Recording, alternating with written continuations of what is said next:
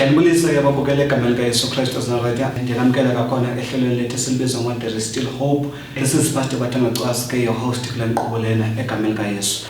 Yazi ngisikelela yenye into apha bazalwane ethethwa iBhayibheli.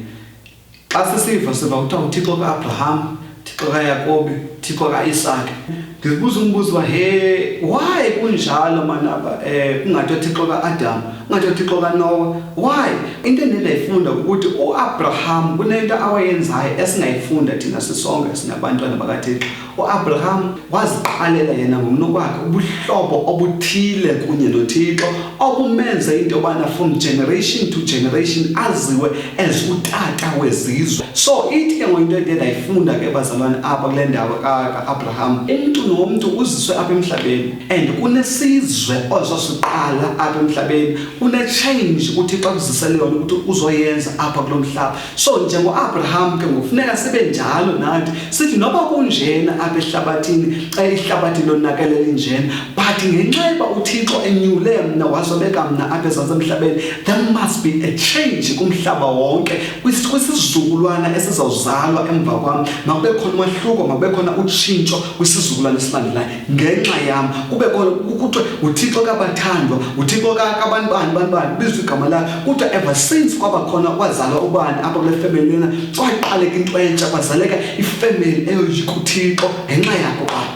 Yebo, njengoAbraham waqala isizwe sakhe esisodwa nje kwakhona kwade waba khona noIsrayeli, kunilizwe kuthiwa kuIsrayeli. Uyaqala loo nto leyo ngomuntu oyi-one owalwa noThixo onguYakobi. So nawe manje empilweni yakho kawenze into yobana ushiye ilegacy, kawushiye something emhlabeni abantu abazokukhumbula ngayo. Ungakhunjulwa ngokwenza izinto ezimbi, kodwa ukhunjule ngento enhle oyenzileyo kwabanye abantu. Start your own generation ebomini bakho. Zicela ukuthi ngokuba khona kwamanye emhlabeni makube khona abantu abaninzi abasindiswayo, makube khona abantu abaninzi abatshintshayo, makube khona esizukulwane esisha esitshintshekayo ebomini bakho. Njengoba saziwa nje family yakho ukuthi nonke phela kula family yenu ningabantu abanomsindo, ningabantu abangakhathalelanga umuntu zonke izinto ezenza. Khawuzicela ukuthi ngokuba khona kwami in this family, I'm going to break this spirit, I'm going to break this generational curse yokuthi sonke kube khona abantu abanomsindo. Ngoba into eyenzekayo utamkhulu wakho kanye ukhokho wakho wayengumuntu onomsindo ngenxa yokuhlukumezeka, and umsindo wakho wawuthumela kutamkhulu na wahlukumeza utamkhulu, naye utamkhulu wakhule ngamazwi utata naye ubana umuntu ongutata umuntu onjani na notamkhulu wayiqhumela utata wakho yonke loo nto leyo yokuthi naye akhule ngakuhoyanga enganinakanga naye ebomini bakhe, just because naye akayazi ukuthi umntwana ukhuliswa kanjani, akayazi ukuthi umntwana kufuneka enziwe kanjani ukuze abe umntwana oyika uThixo. Zonke ingwenza izinto ezikhawuzixela ukuthi njengoba kukhona mna nje in this generation okanye in this family, I'm going to change. Usukela kwamapha kumna ndizawutshintsha into yobana isizukulwane esilandelayo emva kwami masifunde kum and kube khona utshintsho olenzekayo ngokuba khona kwami emhlabeni. uAbraham wafika khona ifamily yakhe, khona utata bakhe yonke le nto, but wazikhethela ukuthi yena abe ngumhlobo noThixo, and then wazala uIsaka, wabe sezala noYakobi, uYakobi lo wabizwa ngoNgusirayeli. Kwaba khona isizukulwane esiphumayo kwimbewu kaAbraham. So make sure nawe empilweni yakho ukuthi you are going to impact the whole world, you are going to influence the whole world ngokuba khona kwakho apha ezantsi emhlabeni. Uba uAbraham wakwazi ukuyenza loo leyo yokuthi ade ngapha kwaIsrael kodwa sithethe ngaye silapha eSouth Africa, that means you can also do it nawe ebomini bakho egameni likaYesu Kristu waseNazaretha. If uYesu wakhe eyi-one wakwazi ukuthi elitshintshe lo mhlabathi, that means now you are sent in this generation in this time ukuthi wenze umehluko, wenze change in the world, uziswe apha ezantsi emhlabeni uze kuzoba khona umahluko ngawo, ukuze isizwe okanye abantu base-South Africa okanye abantu behlabathi babebona ukuthi baguquke ngenxa yakho. That is why iBhayibhile sithi you are the salt of the whole world, you are the light of the whole world.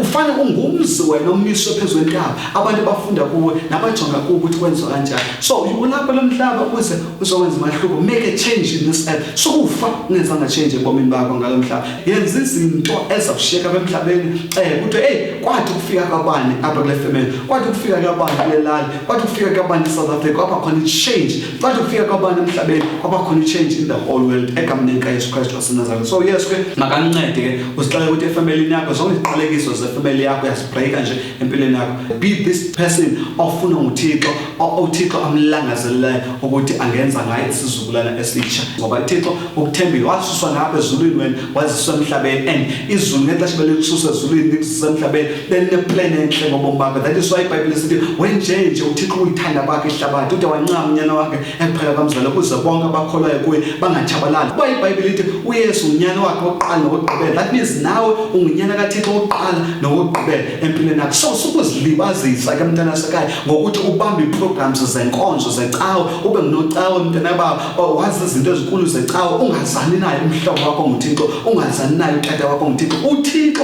ufuna ukwakha ubuhlobo nempilo yakho. uThixo ufuna nibe ngotshomi mntana esekhaya. He wants to be your father. Awukha umfumana utata mhlawumbe phezulu emhlabeni wena oye wakunakekela mhlawumbe utata kwakho reject mhlawumbe utata kwakho ebeselutshwala kakhulu akuzange ubone umzekelo kuye but you can be that example wena ukuthi utata mina wabetheka lapha ebomini bakhe but ngokubethekala katata wami mna I'm gonna make a difference ngokuba khona kwamezantsi emhlabeni. Abantwana bakho abazalwa nguwe make sure ukuthi bathintile basesizukulwana esitsha. Izawuqaleka ke lento le ngawe ngoba lento yangena utata wakho lena yamenza ukuthi abe ngumuntu nomsindo lena yamenza ukuthi abe ngumuntu unfaithful ongena ukuthembeka nawe ingenile ebomini bakho. So you must make sure that you break that curse empilweni yakho. Isizukulwana esilandile emva kwakho singabe sesizukulwana esilwa the same fight esiliwa ngabazali bakho before. Lento liyilwela inasensinso lami into bani bonke abazalana abasindiswa kum mabangabethwa izinto mna ezindibethileyo ebomini bami mabe ndenza sure ndizamandla zokuthi i-process yabo njengoba ndithethe 10 years mina ukuthi ndikwazi ukufunda ezinye izinto bona mabangabisayithathela 10 years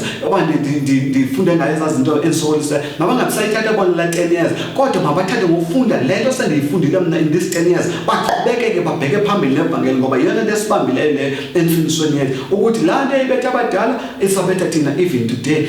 So that means it delay the process of his salvation, it delay umsebenzi kaThixo. So sonke sigqithe endaweni eyi-1 okokoko sibethwa into eyi-1. That means iyadileka evangeli. So we must make sure that uyafunda kumaqhawe asendulo. Ukufunda kwakho kumaqhawe asendulo wenza sure that eyakho impilo wena uyayitshintsha wenza ukuthi abalandeli emva kwakho nawo batshintshe. God bless you. I love you so much noThixo uyayithanda impilo yakho uxabise noThixo unguye wedwa phaa kuye nami ndinguye yedwa phaa kuye. You are not alone. Ukhona uThixo ebomini bakho egameni kaYesu Kristu. God bless you in Jesus mighty name. Amen.